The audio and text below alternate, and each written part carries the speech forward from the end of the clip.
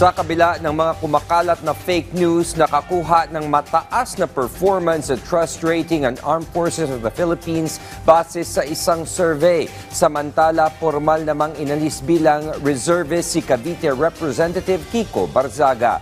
Yan ang ulat ni Patrick De Jesus.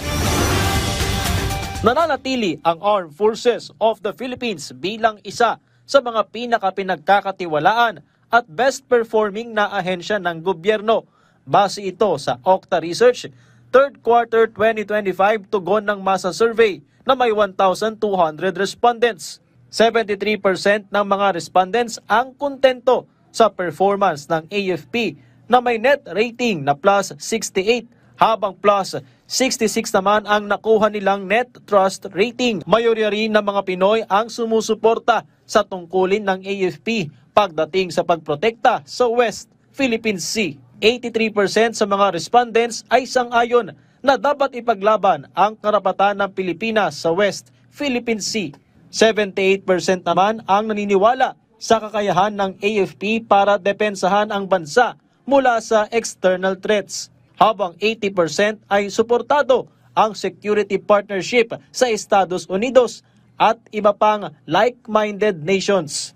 Isinagawa ang survey noong huling linggo ng Setyembre at kinomisyon ng AFP. Kasabay naman nito ang patuloy na paglaban ng militar laban sa fake news. Kabilang narito ang umano'y pagbanta ni Pangulong Ferdinand R. Marcos Jr. na suspendihin ang pensyon ng mga sundalo. Pinabulaanan ito ng AFP. Tuloy-tuloy po ang suporta ng administrasyon sa ating mga tropa, kasama na ang pagprotekta sa kanilang mga benepisyo at pensyon. Gayunman, may naging paalala ang AFP sa mga retiradong sundalo pagdating sa pagpapahayag ng kanilang saloobin. Una nang sinabi ng AFP na pinag-aaralang repasuhin ang pension system sa gitna ng pagpapakalat ng fake news ng ilang retiradong sundalo, kung saan ang iba ay naghihikayat pang mag-aklas sa gobyerno. Ayon sa Presidential Decree 1638, pwede lang itong mawala kung may final conviction. Sa mga kasong gaya ng rebellion, sedition, kudeta o mga krimeng may moral turpitude.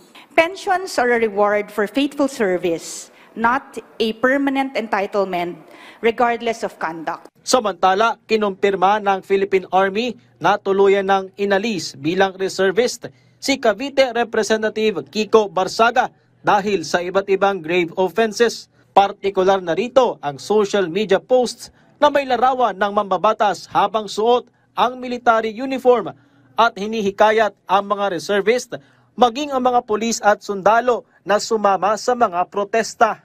We respect yung kanilang rights for yung kanilang freedom of expression, but kumbaga iba kasi yung usapan pagdating doon sa kapag ikaw ay ginamit mo na yung uniform mo, that is violation na ng existing SOP ng AFP.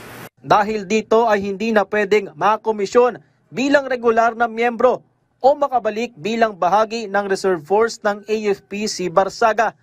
Hindi na rin niya maaaring suotin ang military uniform alinsunod sa mga kinaukulang batas.